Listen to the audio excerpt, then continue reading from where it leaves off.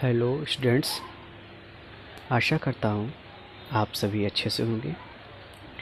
आज हम standard 9th का science and technology Maharashtra board का चैप्टर नंबर 1 का एक्सरसाइज करने वाले हैं और उम्मीद करूँगा कि आपको एक्सरसाइज समझ में आ जाए।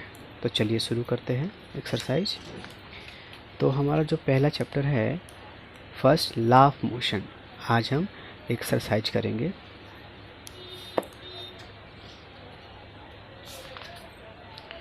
तो यहाँ हम देखते हैं, जो पहला आप देखिए कि match the first column with appropriate entries in the second and third column and remark the table. Okay, तो यहाँ पे कॉलम दिया, 3 कॉलम दिया गया है। नेगेटिव एक्सेशन, तो इसका क्या आएगा, ये आएगा बी। ये आपका ए है, ये आपका बी है, ये आपका सी है। तो फर्स्ट का बी आएगा, the velocity of the object decreases. उसके बाद देखिए क्या लिखेंगे, सेकेंड, ये आपका फर्स्ट है, ये आपका सेकेंड है, ये आपका थर्ड है। तो देखिए फर्स्ट का बी ये आएगा, फिर second, a vehicle is moving with a velocity of 25 meter per second. ठीक है, सेकेंड देखिए, सेकेंड पॉजिटिव एक्सेलरेशन, इसका सी आएगा, the vehicle of the object increase. फिर इसमें कॉलम 3 का क्या लेंगे, a car initially at rest reaches A velocity of 50 kilometre per hour in 10 second. मतलब वो पहले रेस्ट पोजीशन पे कार थी, अचानक वो 50 किलोमीटर पर आवर पे पहुंच गई। ठीक है, थर्ड का देखिए, थर्ड का जीरो एक्सेलरेशन, इसका आएगा, the velocity of the object remain constant.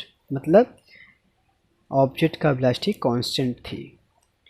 Third, a vehicle moving with a velocity of 10 meter per second stop after 5 second. मतलब 5 सेकेंड के बाद जो है वो व्हीकल जो एकदम रुक गया। तो फर्स्ट का बी सेकेंड, सेकेंड का सी फर्स्ट, थर्ड का ए और थर्ड। ठीक है, ये हो गया।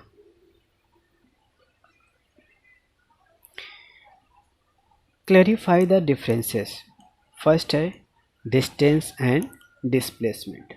तो इसका आंसर भी यहाँ पे है, पहला है डिस्टेंस। तो first, distance is the length of the actual path travelled by an object in motion while going from one point two another.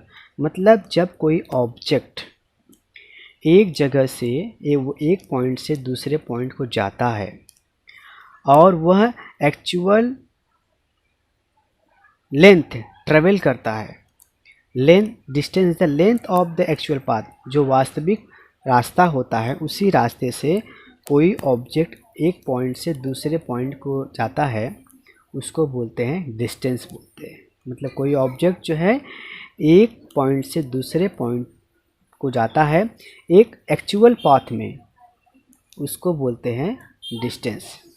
Distance is the length of the actual path, जो वास्तविक रास्ता path है उसकी लंबाई को travel करते हुए एक ऑब्जेक्ट जो है एक पॉइंट से दूसरे पॉइंट को जाता है, तो उसको डिस्टेंस बोलते हैं।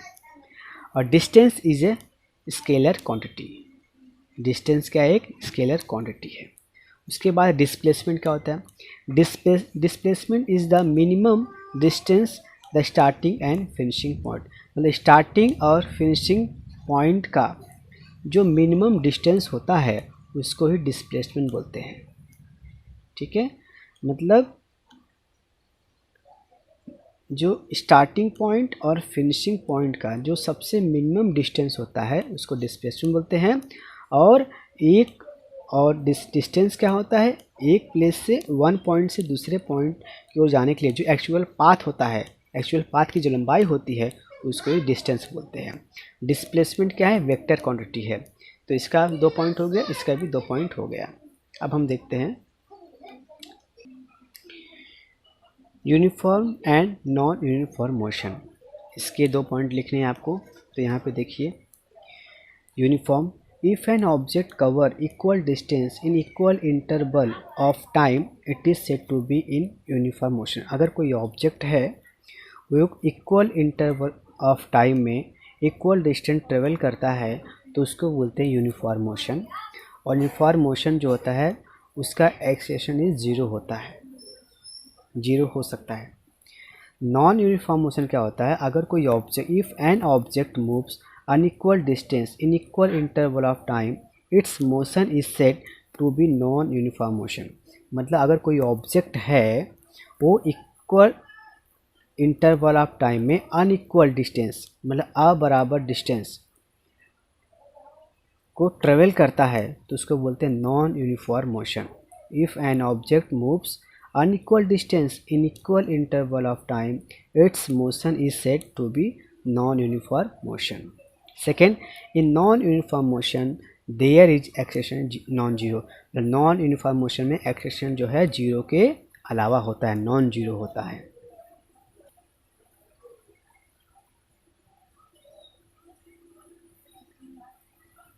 यहाँ देखिए कंप्लीट द फॉलोइंग टेबल्स। देखिए यहाँ यह v equal to u plus a t, तो जहाँ पे देखिए u का इस फार्मूले में u का वैल्यू 2 रखिए, a का वैल्यू 4 रखिए और t का वैल्यू 3 रखेंगे। जब इसको रखेंगे तो आपका आएगा 14, -14 नहीं 14 आंसर आएगा, सॉल्व कर लीजिएगा। उसके बाद यहाँ पे जहाँ पे a का वैल्यू 5 रखिए, t का वैल्यू 2 रखिए और v का वैल्यू 20 रखिए। सॉल्व करेंगे आपका आंसर आएगा 10 आपका आंसर आएगा। यहाँ पे देखिए ये s equal to u t plus half a t square. तो u का वैल्यू 5 रखिए, a का वैल्यू 12 रखिए, t का वैल्यू 3 रखिए। जब आप सॉल्व करेंगे इस फॉर्मूले में रखकर जब सॉल्व करेंगे तो आपका आएगा आंसर 69 मीटर। फिर देखिए u का वैल्यू 7 रखिए, t का वैल्यू 4 रखिए और s का वैल्यू 92 रखिए। जब आप सॉल्व करेंगे आपको आंसर क्या मिलेगा, 8 मिलेगा। ये क्या आपका 8 आएगा। चलिए अब थर्ड वाले में ये फॉर्मूला लगाना, v square equal to u square plus 2s। तो यहाँ पे क्या करेंगे, जहाँ u है वहाँ 4 रखिए, जहाँ a है वहाँ पे 3 रखिए और जहाँ पे v स्क्वायर है वहाँ 8 रखिए। आप सॉल्व करेंगे ना तो आपका आंसर 8 आएगा। अब यहाँ पे देखिए जहाँ पे a है वहाँ पे 5 रखिए, जहाँ s है वहाँ पे 8.4 रखिए और जहाँ पे v स्क्वायर है, जहाँ v है वहाँ पे 10 रखिए। जब आप पूरा सम को सॉल्व करेंगे तो आपका आंसर आएगा 4। Complete the sentence and explain them. The minimum distance between the start and finish point of the motion of an object is called the displacement of the object. क्या है यहाँ पे, displacement. Acceleration, D acceleration is negative acceleration, यहाँ क्या आएगा, negative. When an object is in uniform circular motion its velocity changed at every point. मतलब जब कोई ऑब्जेक्ट जो है यूनिफॉर्म सर्कुलर मोशन में होता है तो उसकी वेलोसिटी जो होती है हर पॉइंट पे चेंज होती रहती है। ड्यूरिंग कोलिजन, टकराव के समय, momentum of the system remains constant. जब कोलिजन होता है तब मोमेंटम ऑफ द सिस्टम क्या होता है, कांस्टेंट रहता है। The working of a rocket depend on Newton's third law of motion. एक रॉकेट का जो काम होता है वो Newton's third law of motion के ऊपर डिपेंड रहता है।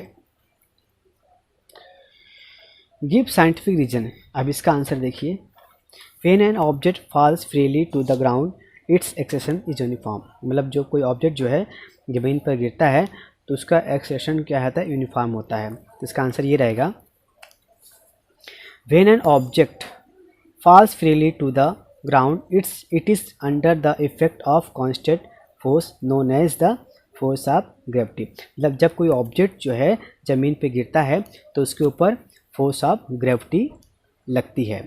No other forces act on it. मतलब फोर्स ऑफ ग्रेविटी के अलावा दूसरा फोर्स उस ऑब्जेक्ट पर नहीं लगता है।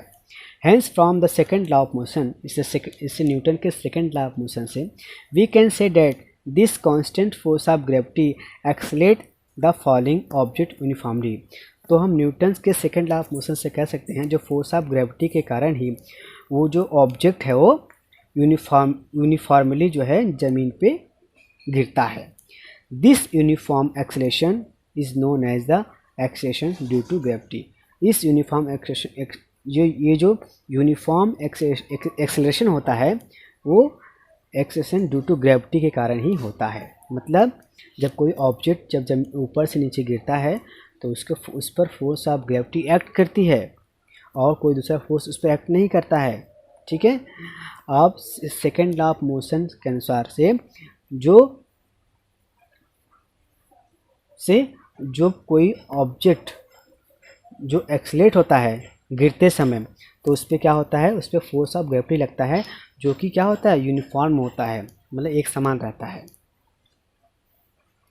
सेकंड देखिए, even though the magnitude of action force and reaction force are equal and their direction are opposite, their effect do not get cancelled. देखिए बी का आंसर देखिए, when two bodies interact, the action and reaction forces come into action, even though their magnitude are same and their direction are opposite, their effect do not get cancelled because these action and reaction forces do not act on the same body। देखिए, when two bodies interact, the action and reaction forces come into action। मतलब जब दो body आपस में interact होती है तो action और रिएक्शन फोर्स दोनों उस पर काम करता है। Even though their magnitude are same, उनका मैग्नीट्यूड सेम होता है, and their direction are opposite, उनका डायरेक्शन अपोजिट होता है। Their effect do not get cancel, लेकिन उनके इफेक्ट जो होते हैं कैंसिल नहीं होते हैं। क्यों नहीं होते? Because these action and reaction forces do not act on the same body, क्योंकि उनके एक्शन और रिएक्शन जो फोर्सेस होती है, जो ताकत होती है, वो सेम बॉडी पर एक्ट नहीं करती है। ठीक है, क्योंकि एक्शन और रिएक्शन फोर्स जो है सेम बॉडी पर एक्ट नहीं करती हैं। It is easier to stop a tennis ball as compared to a cricket ball when both are traveling with the same velocity। इसका आंसर देखेंगे, देखिए, as the mass of the सी का answer, as the mass of the cricket ball is greater than the tennis ball, its momentum will be more than the tennis ball। मतलब जो cricket के ball का जो मास होता है वो ज़्यादा होता है, टेनिस बॉल का मास जो है कम होता है, इसलिए क्रिकेट के बॉल का मोमेंटम ज़्यादा होता है और टेनिस के बॉल का मोमेंटम कम होता है। Thus greater force will be required to stop the cricket ball, इसलिए क्रिकेट के बॉल को रोकने के लिए ज़्यादा फोर्स लगाना पड़ता है कि as compare to the that of the tennis ball, tennis ball की अपेक्षा में क्रिकेट बॉल को रोकने के लिए ज़्यादा फोर्स लगाना पड़ता है। ये आंसर पूरा हो गया है। As the mass of the object's cricket ball is greater than the tennis ball, its momentum will be more than the tennis ball, thus a greater force will be required to stop the cricket ball as compared to that of the tennis ball। इसका answer पूरा हो गया। ये देखिए, the velocity of an object at rest is considered to be uniform। इसका answer यहाँ पे देखिए, velocity of an object is said to be uniform when its speed and direction does not change। ठीक है, the object at rest has uniform speed of 0 all the time and does not even change the direction, hence the velocity of an object at rest is considered to be uniform। यहाँ पे क्या है, जो velocity होती है of an object को, velocity of an object को कहते हैं यूनिफॉर्म जब उसका स्पीड और डायरेक्शन नहीं बदलता है। The object at rest has uniform speed at 0 all the time, मतलब ऑब्जेक्ट जो है यूनिफॉर्म स्पीड में कब रहता है, वो इस यूनिफॉर्म स्पीड में 0 पर रहता है हमेशा। And does not even change direction, और अपना डायरेक्शन भी चेंज नहीं करता है। ठीक है, hence the velocity of an object at rest is considered to be uniform. ठीक है, इसलिए एक ऑब्जेक्ट जब रेस्ट पे होता है तो उसका वो हमेशा यूनिफॉर्म होता है, क्योंकि वो अपने डायरेक्शन और अपनी स्पीड कभी भी चेंज नहीं करता है। यहाँ पे देखिए, take 5 example from your surrounding and give explanation based on Newton's law of motion. Newton's law of motion के ऊपर 5 एग्जाम्पल बताइए। तो पहला देखिए, पहला, an electric fan keeps on rotating for some time after being switched off due to inertia. मतलब चलता हुआ फैन को अगर आप बंद कर दोगे तो भी घूमता रहता है। ये न्यूटन से फर्स्ट लॉ है, ठीक है।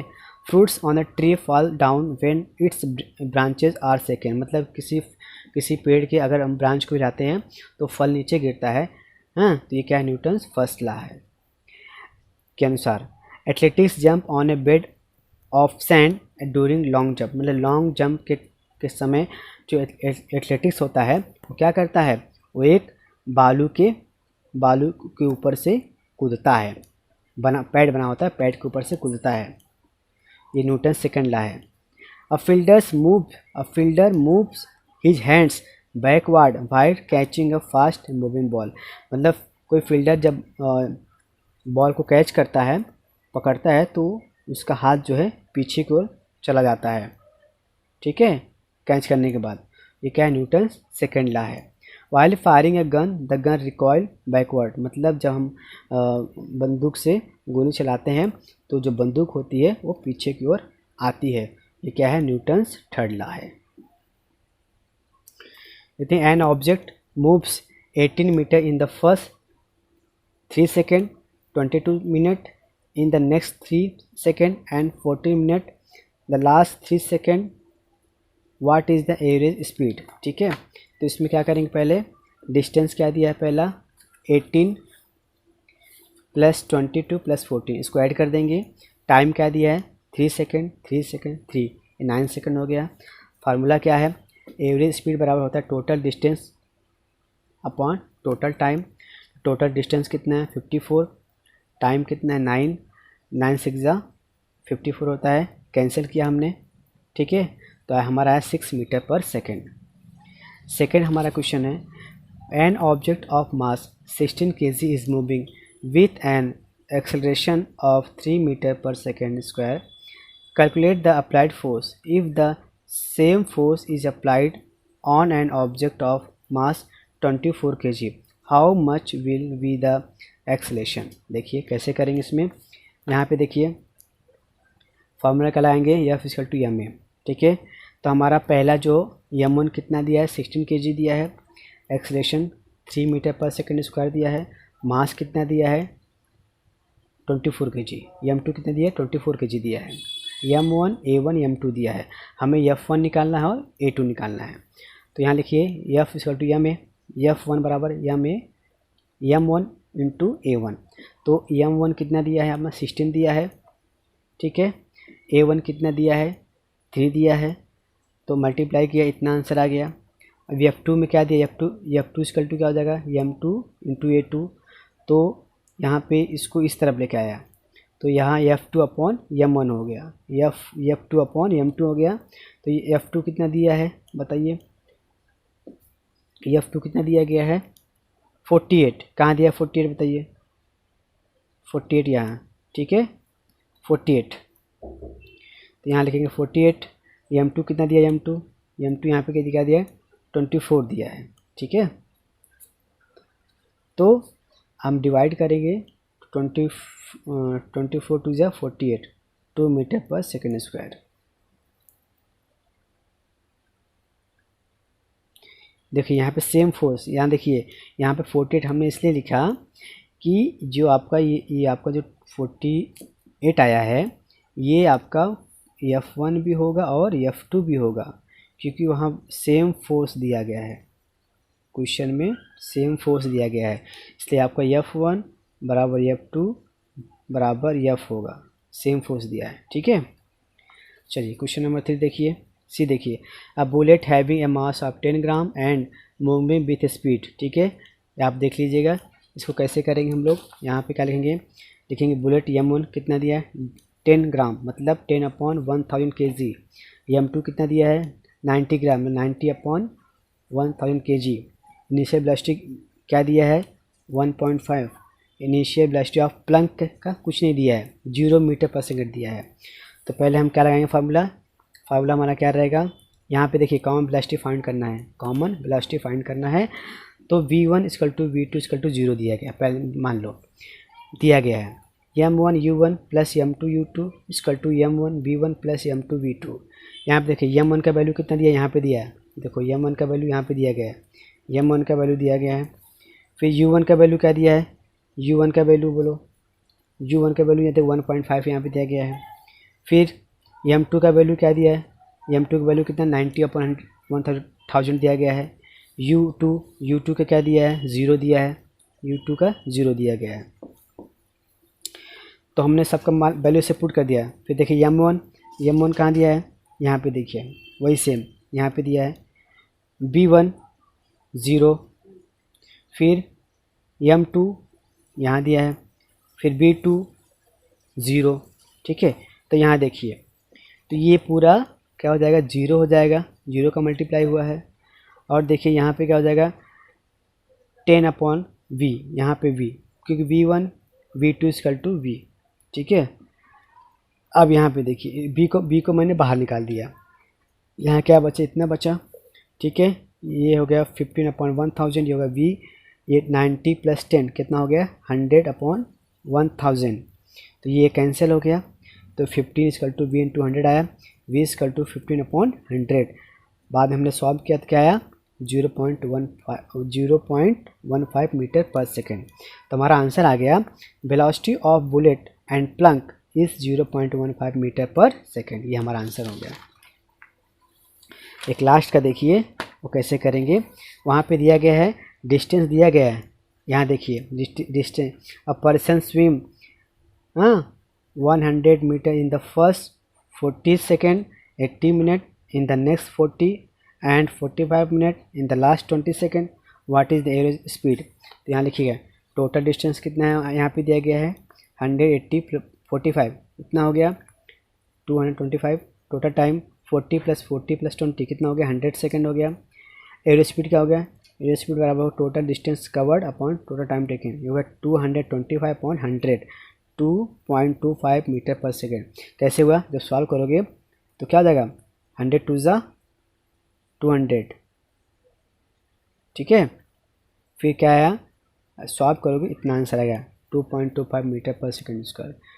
तो ये यहीं पे आपका लेसन नंबर 1 का एक्सरसाइज पूरा ख़त्म हो गया। चलिए, वीडियो देखने के लिए थैंक यू।